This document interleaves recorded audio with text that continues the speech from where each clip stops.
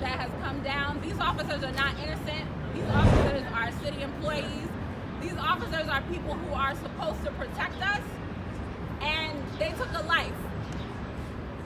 So we're here standing up with Saheed's family against that. So right now I want to introduce Saheed's parents, Eric and Lorna Vassell. Good morning, everyone. Good morning. I'm Eric Vassell. And there is Lorna Vassell. Tomorrow marks the 1-year anniversary of Saheed murder by the NYPD officer in our Crown Heights neighborhood. The State Attorney General Letitia James closed the investigation in our son's death last Friday without indicting any of the officers involved on criminal charges.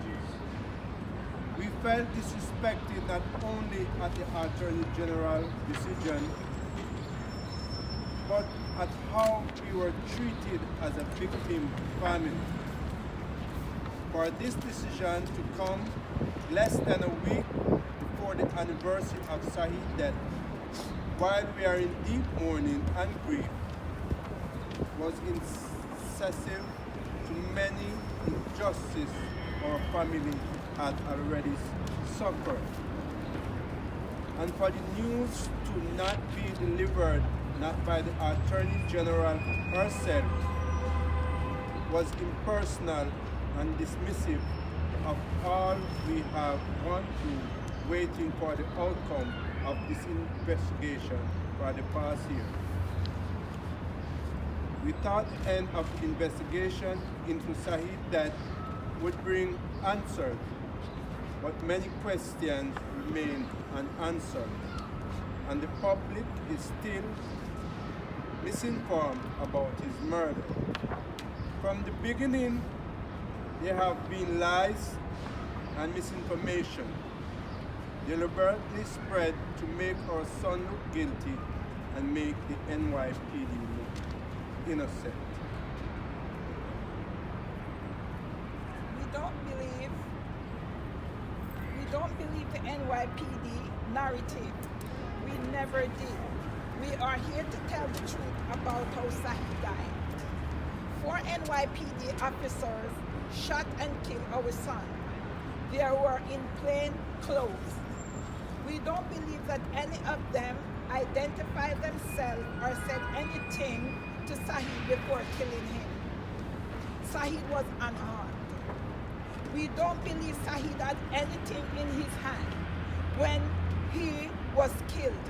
Witnesses have told us that Saheed did not have anything in his hand when he was killed.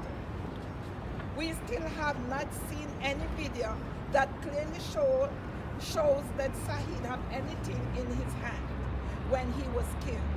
The first thing the NYPD did was blame him for his own death. But it took 6 weeks for the public to learn the name of the officers who killed him. We don't believe anything the NYPD killed Saheed said.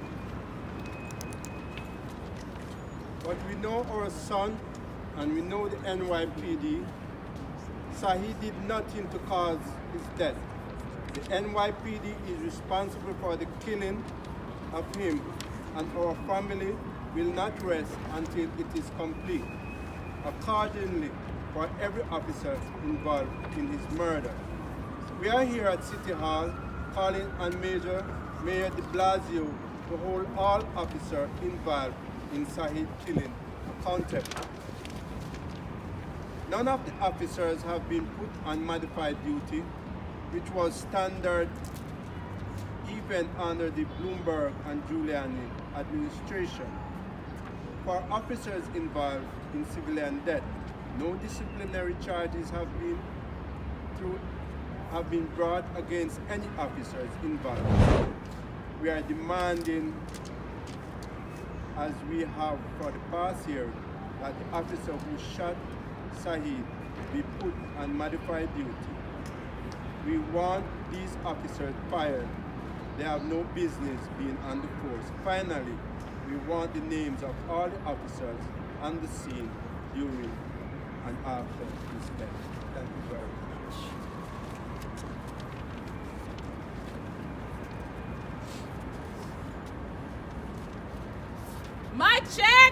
Mic check.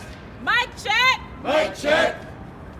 NYPD NYPD ran a PR campaign ran a PR campaign after Saheed was killed after Saheed was killed and released selectively edited video and released selectively edited video to criminalize and blame Saheed to criminalize and blame Saheed for police killing him. for police killing him.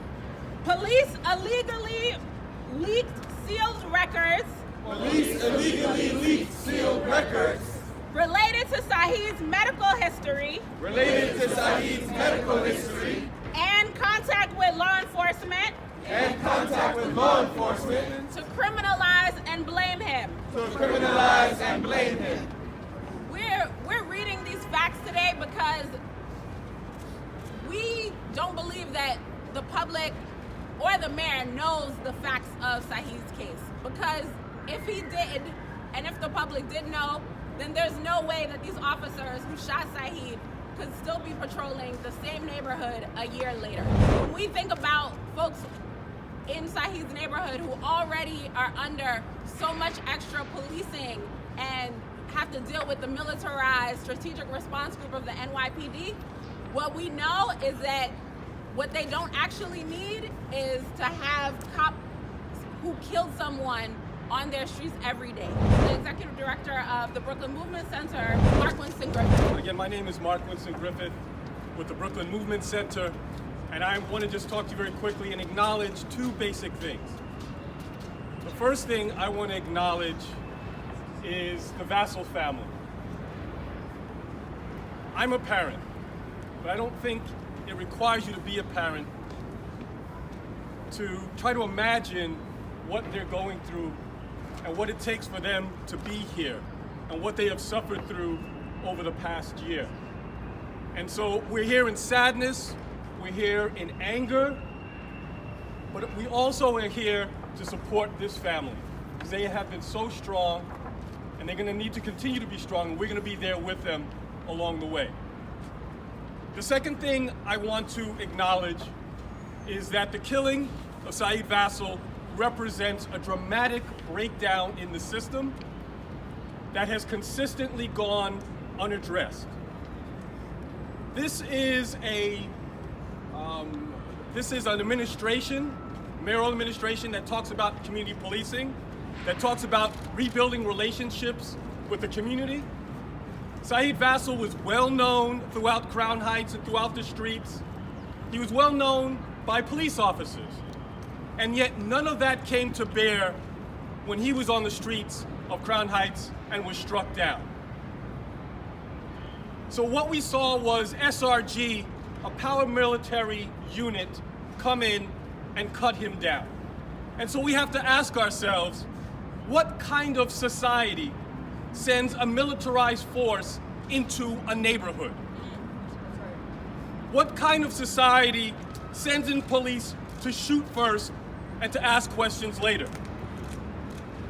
What kind of press and police force criminalizes a man, goes on the defensive, declares him crazy, paints him as homeless in order to dehumanize him and signal that it is ultimately acceptable to kill him? Many people have used the term tragedy in this situation.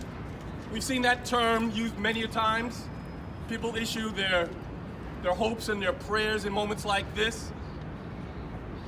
And I think that when we hear that word tragedy, although this indeed was a tragedy, we know that that term is used to mask, excuse, and paper over deep flaws in our system.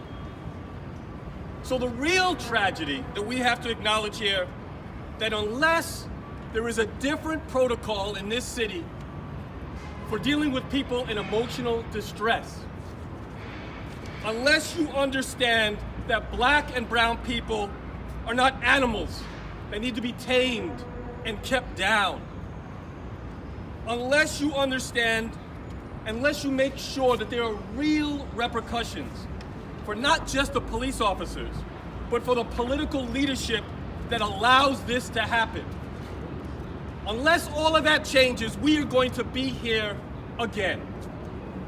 And yet I say, for me, for the Brooklyn Movement Center, for CPR, for the family, for all the family you see here, we're gonna fight. And we're gonna be here today and tomorrow, and we're gonna make sure that Saheed did not die in vain. Thank you. Now I'm gonna bring up someone who is inside our city government and has been an ally here, Councilmember Antonio Reynoso. I want to start by apologizing to the Vassell family for how they've been treated, how this institution systematically makes it so that young black men, mostly young black men, are collateral damage in order for the NYPD to do their job. Seems like they need to kill a black man here and a black man there every once in a while to be able to do their job. And that we have to suck that up for the greater good of the city of New York. That these black lives don't matter. And that we have to let them be so that they can do their job in keeping us safe. But that next black man could be me, it could be Mark Witz, the Griffin, it could be anyone standing here behind you. And I am not collateral damage. You don't need to kill me to do your job. And then what we don't need is a half-thought investigation with limited information, with a PR campaign on the PD side to try to justify their actions. See, they needed to dehumanize Vassell in order to justify their killing of an animal. They needed to do that. He can't be human. He can't be equal to us. So that you don't worry that he's just collateral damage. And I'm done with it. We are done with it.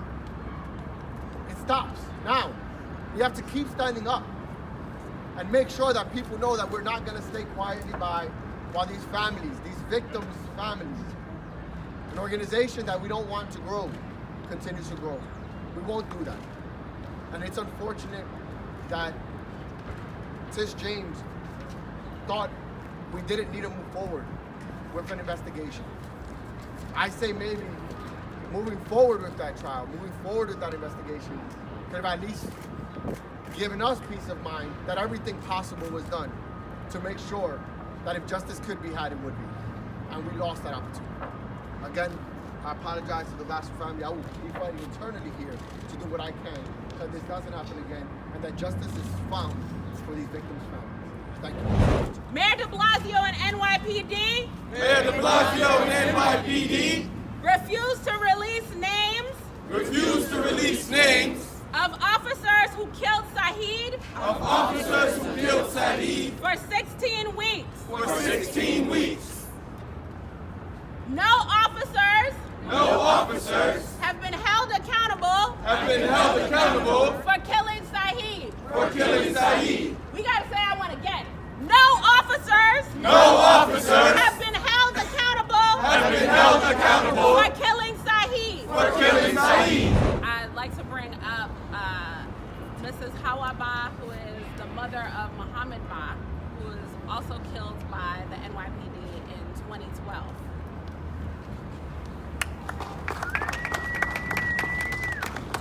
Good morning, everyone. Good morning. My name is Hawa Ba. I'm the mother of Muhammad Ba, who was killed on September 25, 2012. I'm here today to stand solidarity with Saheed's family and call on Mayor de Blasio and the police commissioner to fire everyone who killed Saheed Vassell. That's right. Who not deserve to stand every day calling for justice. They should know what they do. Saheed Vassell make tomorrow 1 year since he died. And the people stay collecting a check.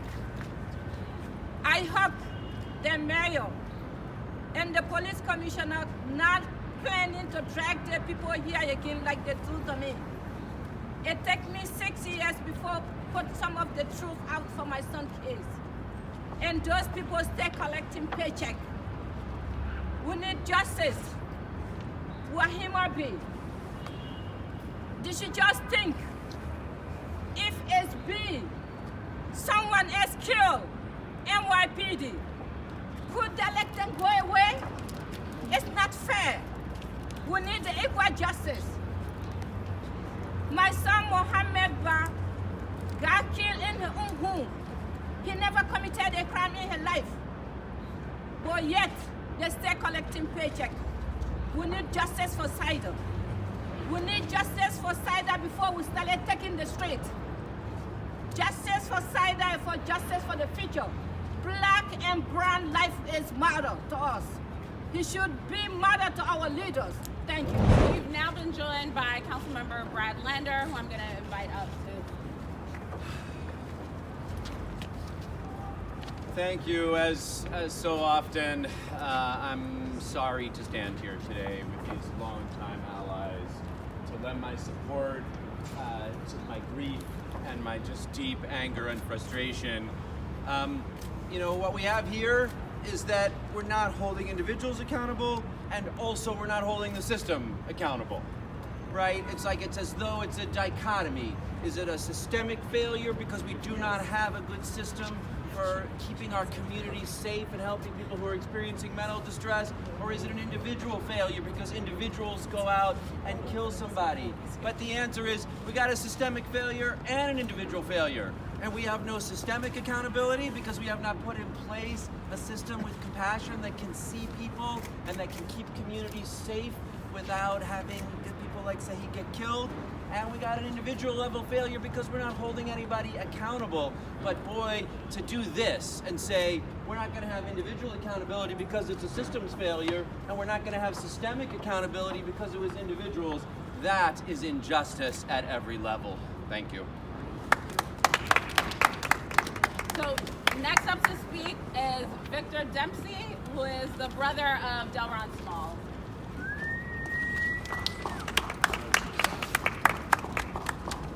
Good morning, everybody. Good morning. First, I want to say that every day for the last year, being at the Vassell family side, and having all the families that's been affected by police brutality at this side, it's been a long journey. It's been an emotional journey. It's been a heartfelt journey. It's been a disheartening journey.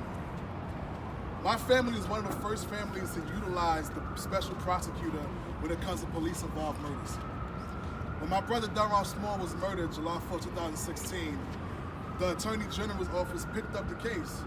And we were happy because we knew the families before us that fought long and hard, tooth and nail, to get that special prosecutor bill passed. It meant something.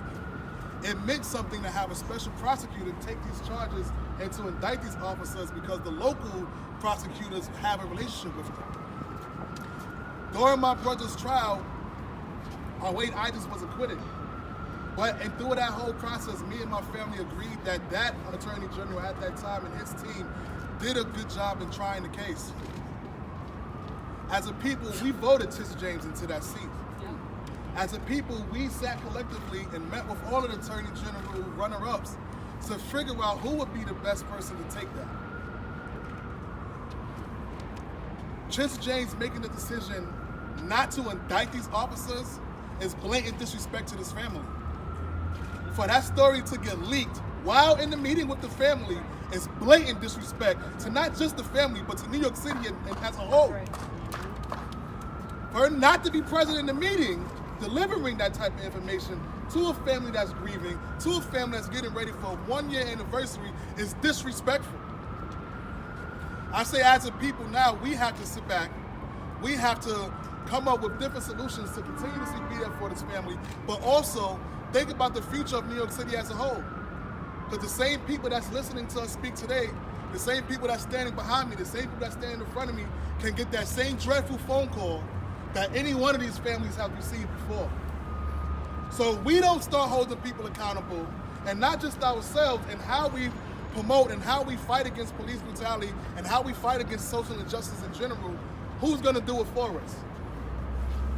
So I'm just here to say today that I am gonna stand with these families, with the Vassell family and every other family that has stood by me, and I just ask everyone, we have to hold the mayor, the Attorney General's office and NYPD accountable at a much higher level than we thought so before. Thank you, guys.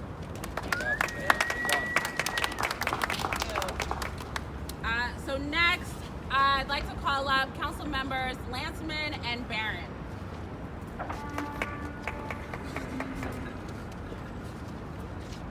Good morning. Good morning.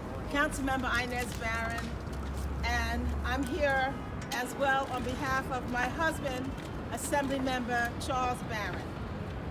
We know that we have a history of embedded racism and lack of justice brought to victims of police brutality. Here yet we have another instance of that occurring, and we believe that we need to totally change the system that we have here. We talk about little reforms here and little reforms there. I think we need a more revolutionary approach.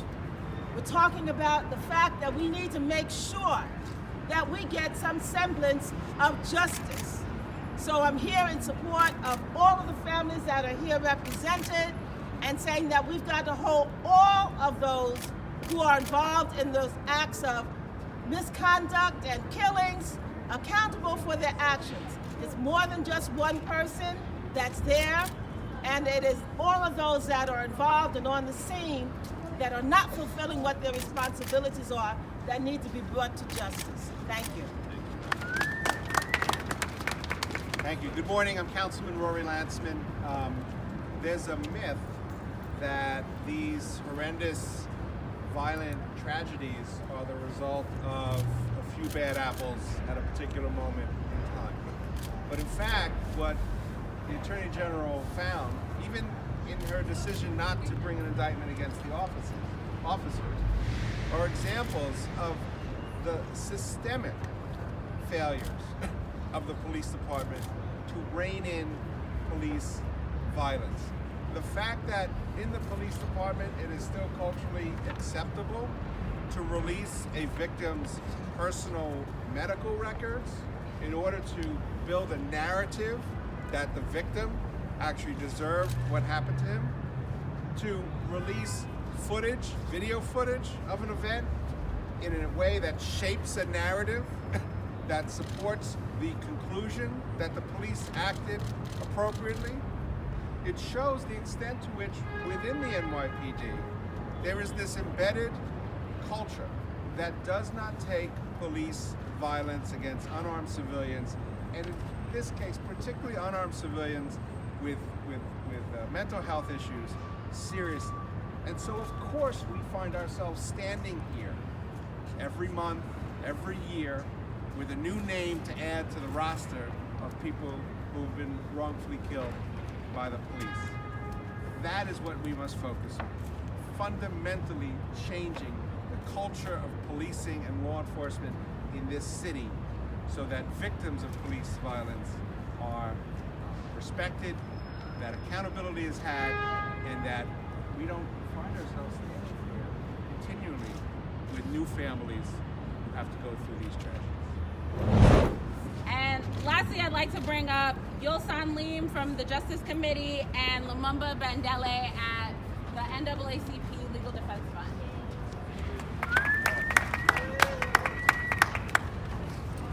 Good morning. Very quickly, just on behalf of the NAACP Legal Defense Fund, we are reaffirming our support for the Vassell family, and want to make sure that it's very clear that the narrative that keeps coming out of these cases, that our communities will continue to be criminalized, that mental health and mental illness will continue to be criminalized, is a narrative that has to be changed, and those that have the ability to change it are refusing to do so. We also want to make clear, very clear, that the narratives of the community must be validated. You cannot have two stories coming out of these incidents and then allowing the truth to be buried because those who have seen it, those who were there, do not carry guns and do not wear badges. Our community stories, our community narratives are valid. Thank you. I'm here today on behalf of the Justice Committee and especially on behalf of all of the families who've lost loved ones to police that we work with, to say that we stand in solidarity with the family of Saheed Vassell in their demands for justice and accountability. And we're also here today to say that we are sick and tired of elected and public officials trying to talk a pretty game and then doing the opposite with their actions, especially when they're on the campaign trail. Attorney General James, she made a promise, she campaigned on a promise to these families that she would thoroughly fulfill her role as special prosecutor. And now look what we've got. The mayor and the commissioner like to talk about neighborhood policing. Mayor de Blasio is all over the place talking about how mental health services in New York City are amazing. And yet we've got hyper-militarized police units rolling up on our people, rolling up on people who need our care and respect, killing them, getting to walk free, and getting to keep their jobs. And we've got the NYPD leaking sealed information about Saheed to criminalize him. That is not okay. Mayor de Blasio and Commissioner O'Neill, do not do what Attorney General James did. Do not use her failure to do her job as an excuse to not do yours. Put these cops on modified duty, charge them, and get them out of the NYPD. Thank you. So as we close, I just want to name so many of the groups here who are supporting the Vassell family today and have done so throughout the course of the last year.